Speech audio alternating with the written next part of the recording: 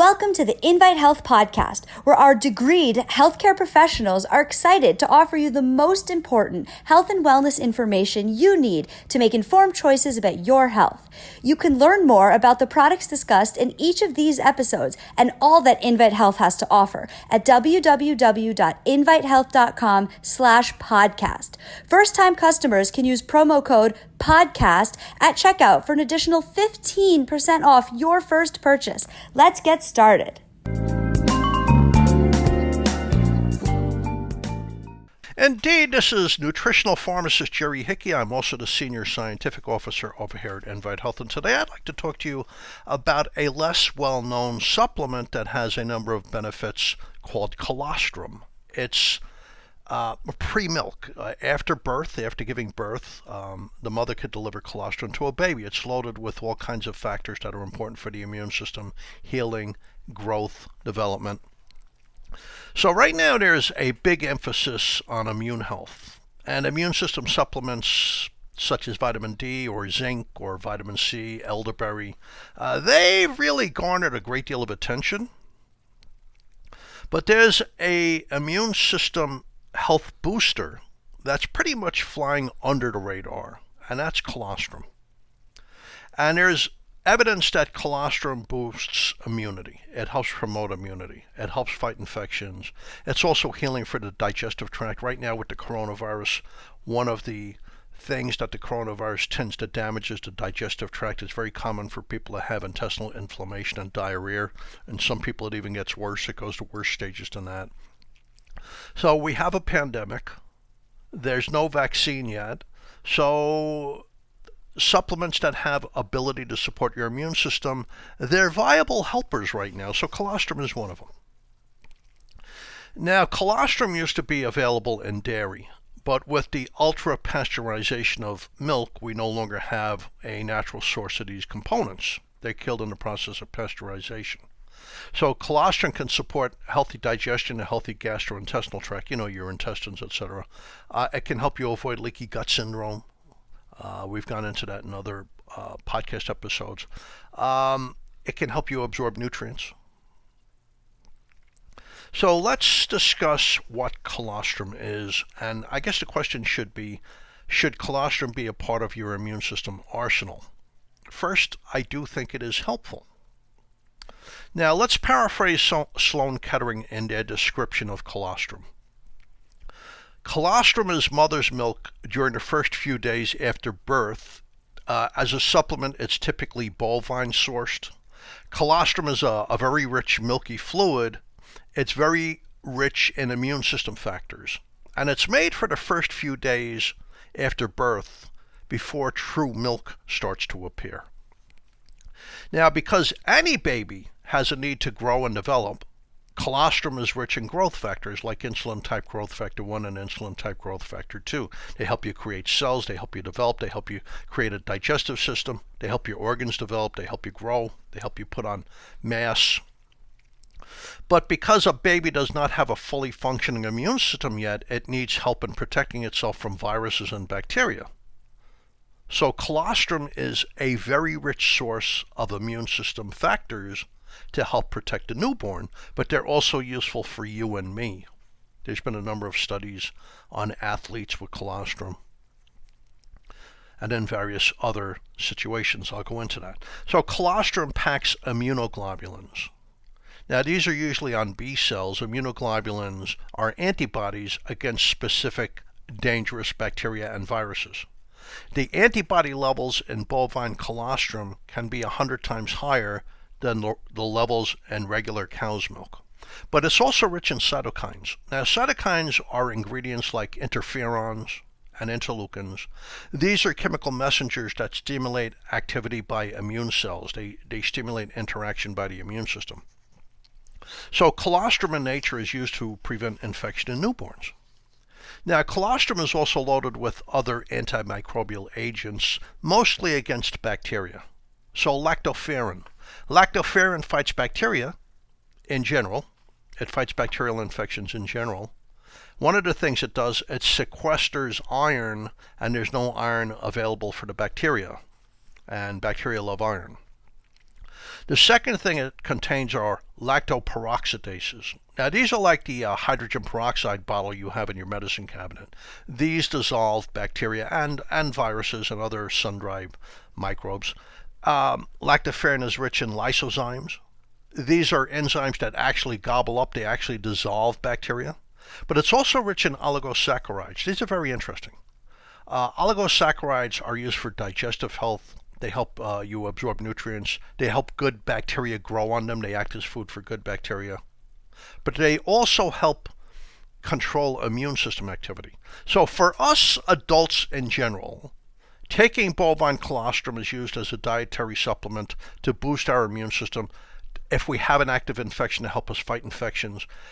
There's studies showing that it's helpful with colitis, a terrible inflammatory condition of the intestines, that it treats different diarrheal diseases, diseases caused by bacteria that trigger severe diarrhea, but also to help support athletic performance, and we'll go into that.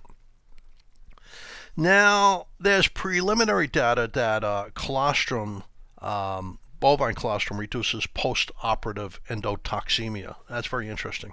This is during abdominal surgery. In other words, in your abdomen, it's called, whenever they do surgery on your stomach and intestines, it's called dirty surgery, because there's so many bacteria and viruses and strains of yeast living in your intestines. And these bacteria, when they dissolve, release toxins, and when this gets into your blood, it can literally shut down your organs, or it can make you very sick and very weak. It can complicate surgery. It can complicate recovery from surgery. So they show that colostrum helps protect you from endotoxins released by bacteria, but also it helps protect you from inflammation that arises due to bacteria. But there's also research showing that it helps reduce inflammation related to surgery. For instance, with coronary bypass surgery, to open up the arteries in the heart so you don't have a heart attack or damage to the heart in any way. After the surgery, you typically release a lot of C-reactive protein. This is a chemical in the blood that's released by the body. It shows you're inflamed, and that can trigger arrhythmias and infections and structural damage and organ damage and tissue damage. And they've shown that when you give colostrum supplements for people going through surgery, you generally give it starting a week before and for a couple of weeks after. Not only does it help reduce bacterial infection and damage by endotoxins, but it also helps reduce inflammation related to the surgery. There's a number of studies showing that colostrum is healing for the intestinal tract. So let's go into that, because I mentioned a couple of things before, like leaky gut syndrome. NSAIDs are drugs typically used to treat fevers, but more often than that to treat arthritis or pain. They include drugs like ibuprofen, naproxen, diclofenac, celecoxib, aspirin. And they have a noteworthy effect on the intestines. They cause intestinal bleeding, even microbleeding. In fact, interestingly, even low-dose aspirin causes microbleeding in the intestines. They cause damage to the intestines. They can even trigger vicious, weeping, bleeding ulcers that are extremely dangerous to health. In fact, about 19,000 Americans die in hospitals each year due to intestinal bleeding caused by these drugs. And the reason for that is, if you have bleeding from a drug, there's all kinds of fluids and foods and everything in the digestive tract. So by the time the doctors locate where you're bleeding from, it's already frequently too late. You've already bled out. So, and these drugs also cause leaky gut syndrome, and so can bad bacteria, by the way. If you have an overgrowth of bad bacteria in the intestines or yeast in the intestines, they inflame the lining of the intestines. The intestinal wall is supposed to be a barrier. Things in the intestines may not necessarily belong in the bloodstream. So when the lining of the intestines, the barrier effect gets damaged, it becomes leaky, and things from the digestive tract can seep into the bloodstream, and this could cause all kinds of health conditions. And it's been shown that colostrum can aid healing leaky gut syndrome and also aid healing of the gut and prevent the bleeding effects caused by drugs used to treat arthritis and pain and fevers. NSAID drugs. There's many NSAID drugs. Some are prescription, some are over the counter. But they're also finding that not only does colostrum have healing effects because of the growth factors, and not only does it help the immune system function, it also reduces inflammation, such as that study I reported about before, where when they did coronary bypass surgery on us humans, giving colostrum not only aided healing and was good for the immune system, but it helped prevent the generation of inflammation related to surgery. So it has an anti-inflammatory effect. Now, there's a type of colostrum called hyperimmune colostrum. That's very interesting. They actually take the cows, I said it's bovine sourced, and they give them specific microbes. And the cows develop a lot of antibodies to the microbes. So when the cows give birth and they take some of the colostrum, they leave enough colostrum for the infant cow, for the baby cow, to develop, etc. But when they take some of this colostrum, it's loaded with these antibodies. And they've shown in human clinical trials it helps treat rotavirus. Now, rotavirus is usually more dangerous in children. It causes severe inflammation in their stomach and intestines, and it leads to severe diarrhea. They could become dehydrated. So there are rotavirus injections. But colostrum helps treat rotavirus infections because adults could get rotavirus too. It's very common in adults. And in adults, it generally causes severe diarrhea that can last for days, but it can also cause nausea, vomiting, stomach pain in some people. E. coli. I mean, this is the reason why hamburgers at a restaurant are required to be fully cooked. Because if there's certain strains of E. coli, they release endotoxins that could destroy your heart or your kidneys. So, but many strains of E. coli release endotoxins, and you could wind up with severe diarrhea, and they can use colostrum to treat the E. coli infections. There's also a family of parasites, they're little microscopic parasites called Cryptosporidium, like Cryptosporidium parvum. That's a pretty common parasitic infection. They cause nausea, vomiting, but typically severe diarrhea that lasts for many days. So bovine colostrum is most commonly used in adults for diarrhea and other infections, but also for healing and for immunity, and to help protect people from drugs that can inflame and destroy and damage the intestinal wall. They've also found that colostrum is helpful with exercise. And in people with HIV or AIDS, to help heal their intestines and prevent diarrhea. Those people are unfortunately prone to diarrhea and infections, but also with the flu, with influenza, with viruses. Taking bovine colostrum helps prevent the flu. And it works better if you've already been vaccinated.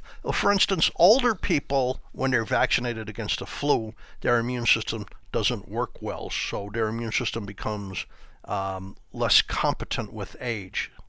It's immunocompromised. They have something called immunosenescence. So they don't create, when they get a flu shot, they don't create as many antibodies as a young person does, so they could still get sick with the flu.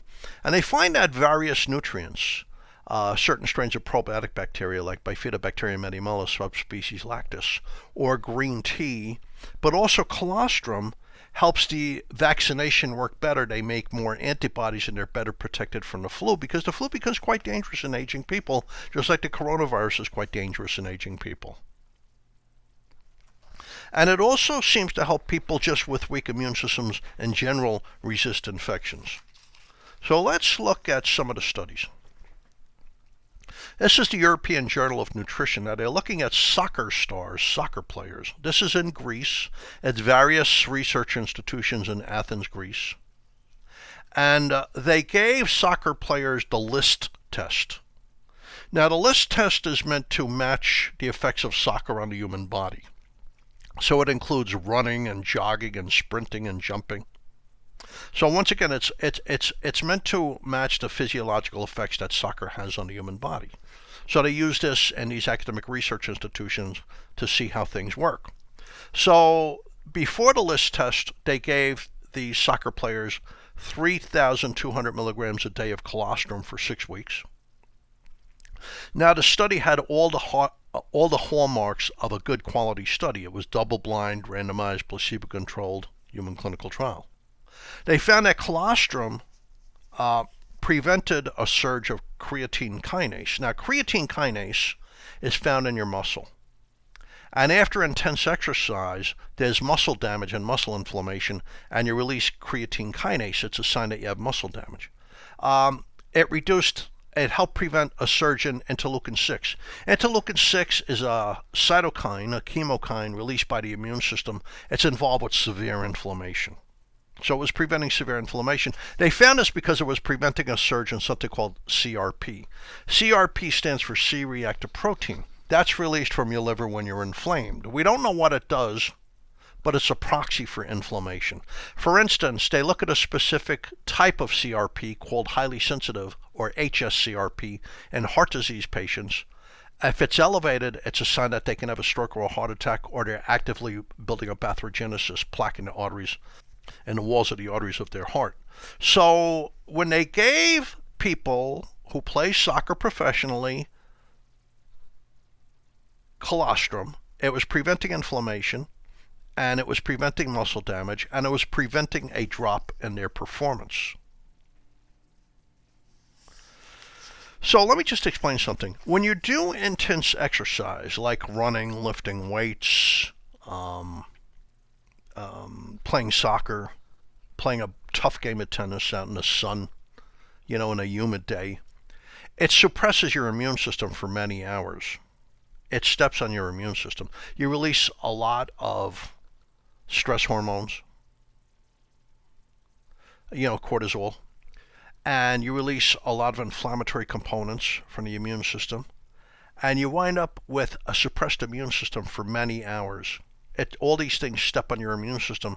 So that opens up a window of opportunity for many hours where you have an increased risk of having an infection. This is typical. You see this in elite athletes all the time. Like baseball pitchers, by July, they're already getting colds that they just can't shake. I know because I've dealt with a lot of professional baseball pitchers over my years as a new pharmacist nutritionist, helping them do better physically and mentally, and help them resist colds over their, playing season. Because once a pitcher in baseball gets a cold, it could last 6 weeks. It could really affect their ERA. It could really affect their performance. In any event, so when you do intense exercise, just one time even, it steps on your immune system. Your immune system is underactive, and you have a wide open opportunity for getting a severe infection. You see this in Olympic athletes. It's very common for the flu in the Winter Olympics, the flu to knock down scores of Olympic athletes because they have such intense physical activity. It suppresses their immune system so commonly that it's easy for them to get sick. It's easier for an elite athlete to catch a cold or the flu than it is for a couch potato. I mean, that's what it comes down to. So they found out that when you give colostrum, you help prevent the immune system from being squashed after exercise. So here's another study. It's researchers in Wales. It's at the University of Aberystwyth, those Welsh names. They gave healthy men either a placebo or colostrum for a month. And the colostrum prevented a drop in the concentration of lysozymes in their saliva after exercise. So they looked at exercise. Is it suppressing the immune system? If they didn't give them colostrum, it did. But if they gave them colostrum, it prevented a drop in their salivary lysozymes. In your saliva, when you were a kid, let's do it this way. When you were a kid and you skinned your knee and you had a cut, your mother washed your knee with soap and water, and then they got out that brown bottle of hydrogen peroxide, and you winced because you knew that was going to hurt. And she poured the hydrogen peroxide on your cut, and it bubbled up. And that was the peroxide killing bacteria, but it was also destroying some of your skin tissue.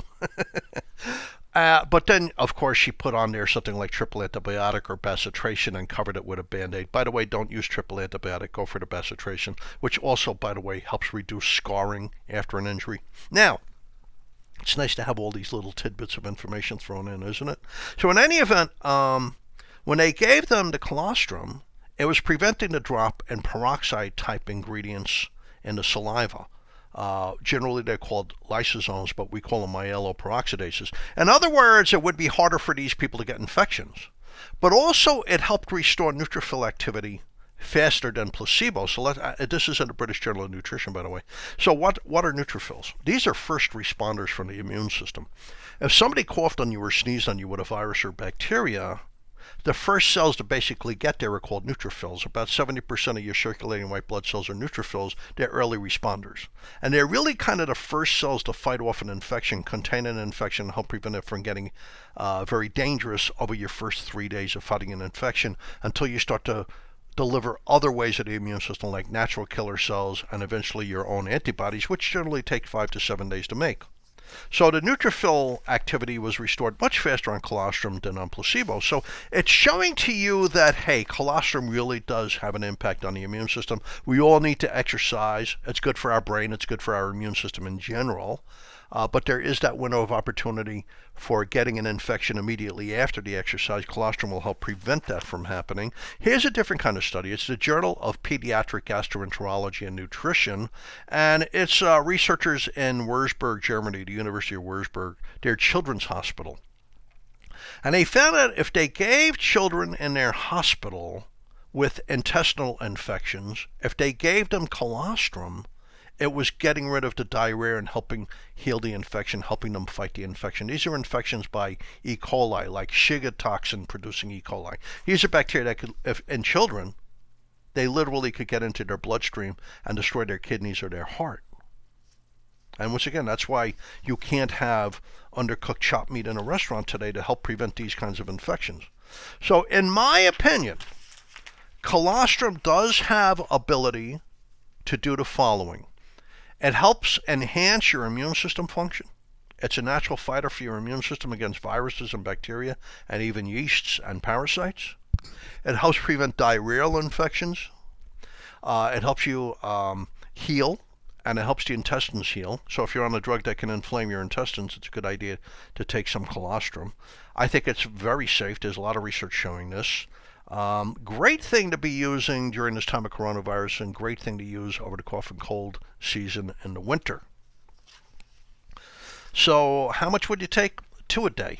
For instance, when we get a colostrum, we get it from New Zealand. It's an incredibly high quality colostrum. It's from cattle that are disease-free. They live out in the country. They eat out in the fields. They're not stuck in a barn eating hay. They're out in the fields eating grass and whatever they're supposed to eat. So they're exposed to all kinds of pathogens, so they build up a lot of antibodies. And they're not fed any hormones. There's no pesticides on the grass. This is the way to go.